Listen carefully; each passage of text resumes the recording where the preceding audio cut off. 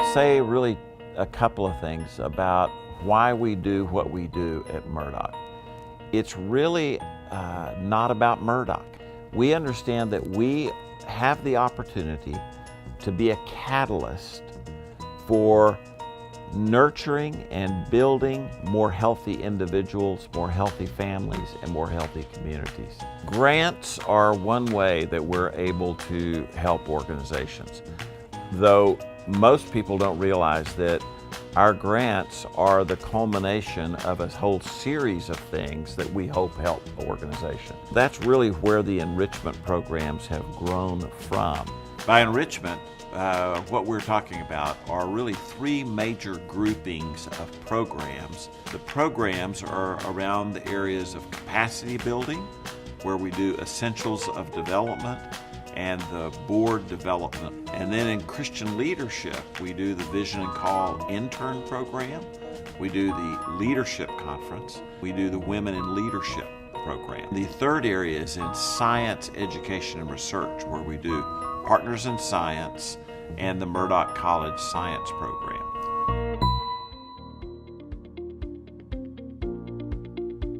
In the beginning, the whole concept was that old saying, which is better, to give a person a fish or teach them how to fish.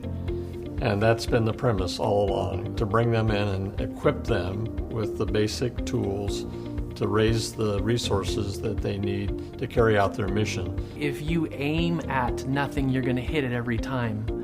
And so Essentials has really given us a plan.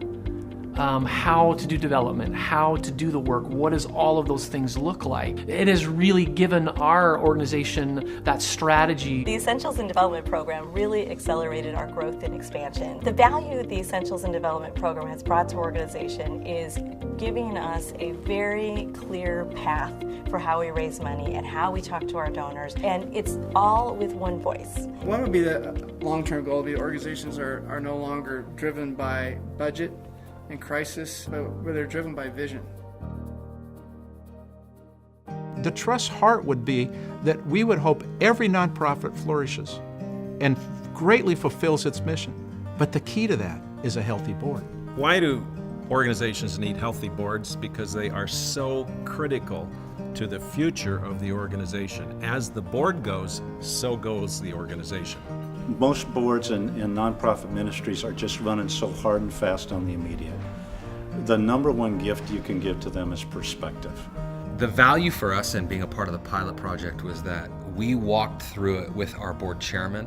As a result, our board complexion changed, the way that our board function has changed, primarily out of the space that the Murdock Trust created for us.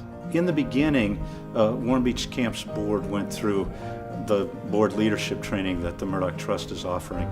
Fantastic experience for us. We came into it with a good foundation, but we came out of it with a really great trajectory, a really great path to build on. We have these huge dreams and we want to be young and aggressive, but at the same time we recognize that in order to see those dreams come to pass, we have to think through structure and rhythm and stability in order to grow in ways that are healthy.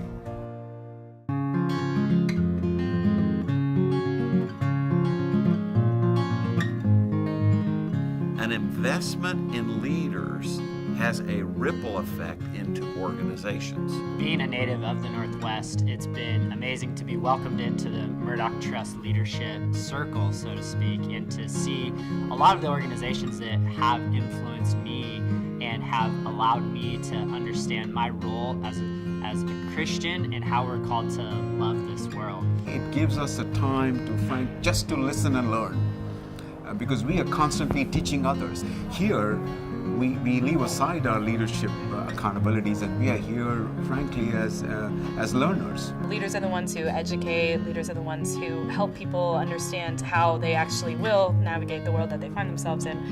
So it's great to sort of be in a place where we're talking about cultural narratives with the perspective of how do you then lead in the midst of these things. Knowing that Murdock cares about our development as leaders, it's just been really helpful because I think they bring in resources that we don't necessarily have access to. Leaders deal with the crisis du jour, And so the fact of the matter is they need to be given an opportunity to step back and to have a large landscape. And what this conference is doing is providing the horizon so they can actually look over the horizon and provide the kind of leadership that their institution will need as they move forward in the next 10 to 20 years. What Murdock is doing is equipping today's leaders with the questions that they have to grapple with so they'll be effective tomorrow. They're making a bet into the future. They're embedding that if they invest in today's leaders, the institutions that they're working with will actually be effective, not just a year from now or 2 years from now, but 10 years from now.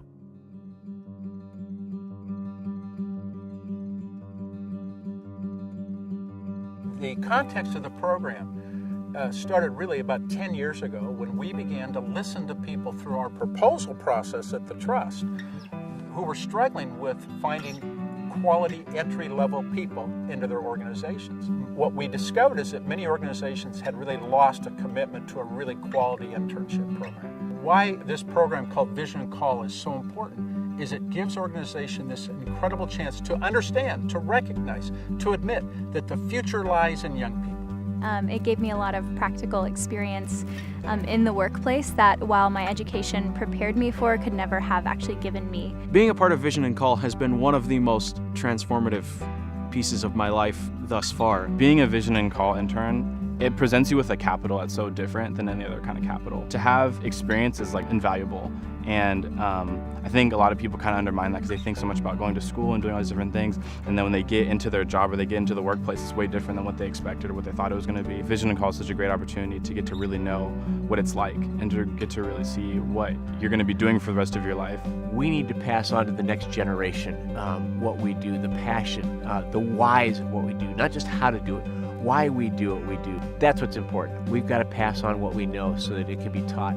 The future is upon us, and it's young people who are going to influence the future of our organizations as we think 30 and 40 years down the road.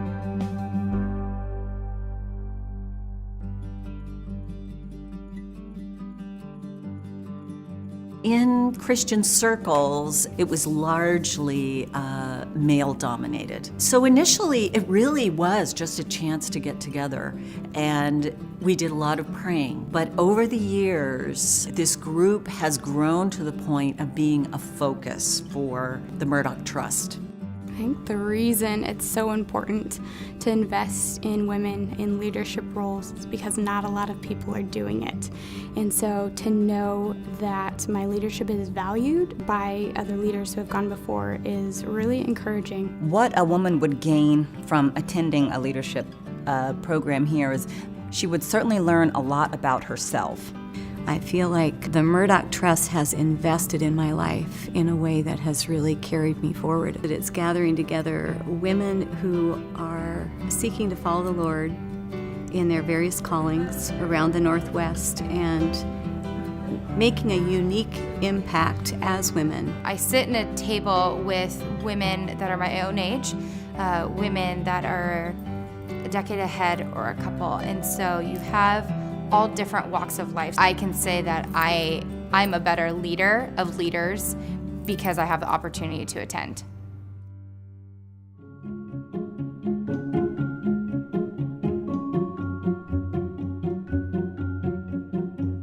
The real vision for Partners in Science grew out of staff and trustees who really knew that science, technology, engineering, math, those disciplines had to be cultivated for all the advances that were going to be made in our culture. To build the ecosystem, one of the weakest places, weak links, was at the high school science level. Teachers don't really have access to research experiences. By and large, teachers are going in and teaching something that they never experienced. Just think about that for a second, right? You're teaching a subject that you never actually did. How in the world can you actually do that? And it gives them an opportunity to do 2 summers of research within a real science research institution, such as a major university or research facility. Been teaching for 25 years, and this has probably been the most impactful 3 years of my career. Partners in Science has actually been the best professional development opportunity I've had. I have tools now to guide my students in research.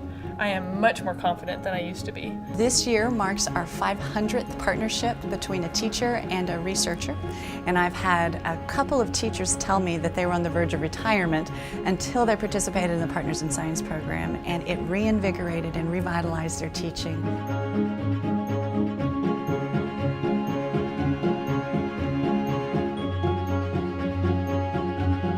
The Murdock College Science Research Program, MCSRP, is a program that was started back in 1991 by the Murdock Trust.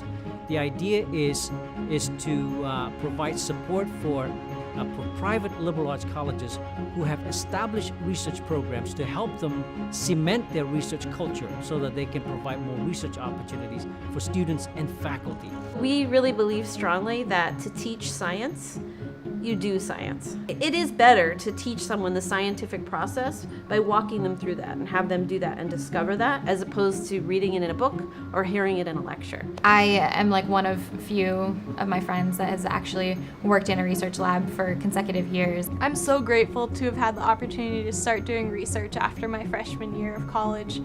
I don't think that's a very common thing at a lot of schools, or I'll say that to people and be like, wow, as a freshman?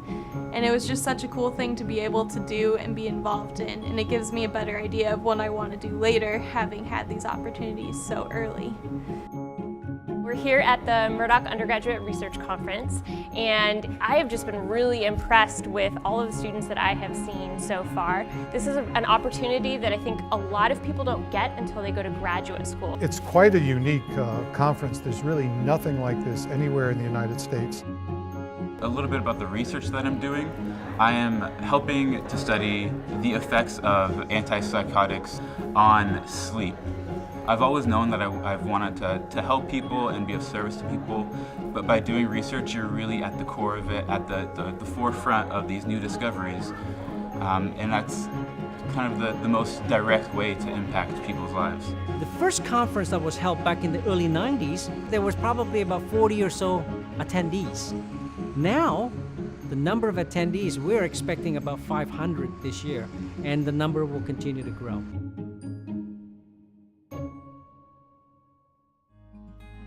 The Trust has been around about 40 years. As we do our work, one of the things that we get excited about is that as the challenges of our culture increase, so do the opportunities to leverage change for the good. And by doing so, we have to build partnerships and collaborations that help people to work together to make a difference and to weave that fabric of a healthy and verdant culture.